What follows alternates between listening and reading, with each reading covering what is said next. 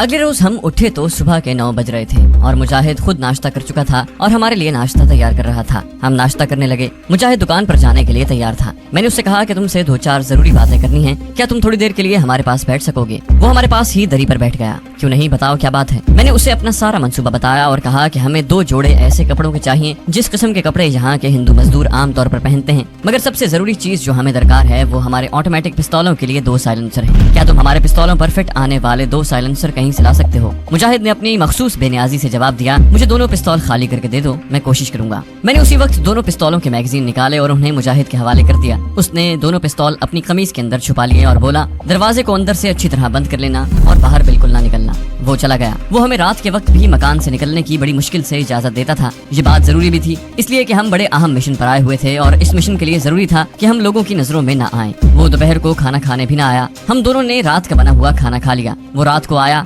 कहने लगा, मुझे शहर से दूर एक गांव में जाना पड़ गया था। जिस आदमी के पास तुम्हारे पिस्तौलों के साइज के साइलेंसर थे वो बॉर्डर के पास एक गांव में रहता है। उसने कमीज के अंदर से दोनों पिस्तौल निकाल कर हमारे हवाले कर दिए। दोनों की नालियों पर साइलेंसर लगे हुए थे। अपनी तसल्ली करके देख लो, अगर 19-20 का फर्क है तो ये तब्दील भी किए जा सकते हैं। मैंने साइलेंसर को खोल कर दोबारा लगाया। कमांडो मंसूर ने भी अपने पिस्तौल के साइलेंसर को खोल कर दोबारा फिट करते हुए कहा, मेरा ख्याल है ये बिल्कुल सही है। मैंने भी कहा हाँ। मुजाहिद किचन की तरफ जाते हुए बोला, किसी और चीज की जरूरत हो तो वो सुबह बता देना, सुबह तुम्हारे लिए पुराने कपड़े भी ले आऊंगा। मैंने कहा, हमें 2 जमीन खोदने वाली खुरपियां और एक पैमाइश करने वाला फीता भी चाहिए।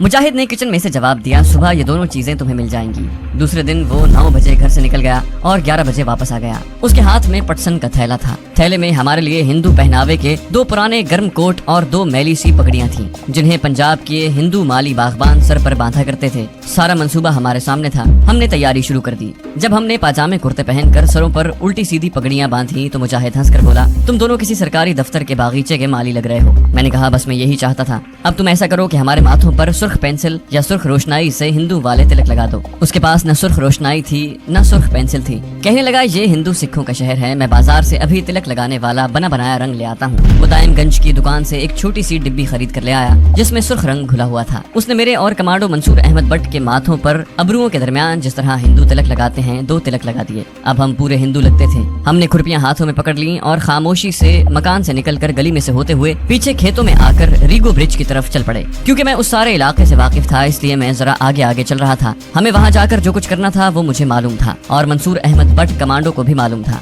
रीगो ब्रिज वाली सड़क को पार करके हम बाएं जानिब कले की परेड में दाखिल हो गए। कले का ये मैदान जैसा मेरा बचपन में हुआ करता था उसी तरह संगलाख और रेतला था। सिर्फ इतना फर्क पड़ गया था कि एक जानिब खोखों की एक कतार नजर आ रही थी जहाँ नई मेवा मंडी बन गई थी। कले की ऊंची और कदीम दीवार वाली इमारत करीब आ रही थी। हम कले की दीवार की मशरिक की समत आ गए। हम हाथों में खुरपे लिए बड़े मजे मजे से चल रहे थे। कोई देखता तो यही कहता कि हम कमेटी के माली हैं। कले की मशरकी जानिब वाली दीवार से कोई 30-40 फुट के फासले पर आकर हम जमीन पर बैठ गए। हम दोनों ने सिगरेट सुलगा लिए और सिगरेट पीते हुए कले की दीवार की छत की तरफ देखा। कले की दीवार 60-70 फुट ऊंची हो गई। ऊपर एक सीमेंट और ईंटों से बना हुआ छज्जा बाहर को निकला हुआ था। उसके नीचे दीवार में 4 चौकोर सुराख बने हुए थे। मैंने वो सुराख कमांडो मंसूर को दिखाए और कहा कि यहाँ वो मोर्चा है जहाँ फौज के जमाने में मशीन गन पोस्ट हुआ करती थी। अब उठकर अपना काम भी साथ साथ शुरू करते हैं ताकि अगर कले की जानिब से हमें कोई देख रहा हो तो उसे हम पर शक न हो। मैंने जेब से पैमाइश करने वाला फीता निकाल कर उसका एक सिरा कमांडो मंसूर को पकड़ाया और खुद फीता खोलकर कोई 10 फुट के फासले पर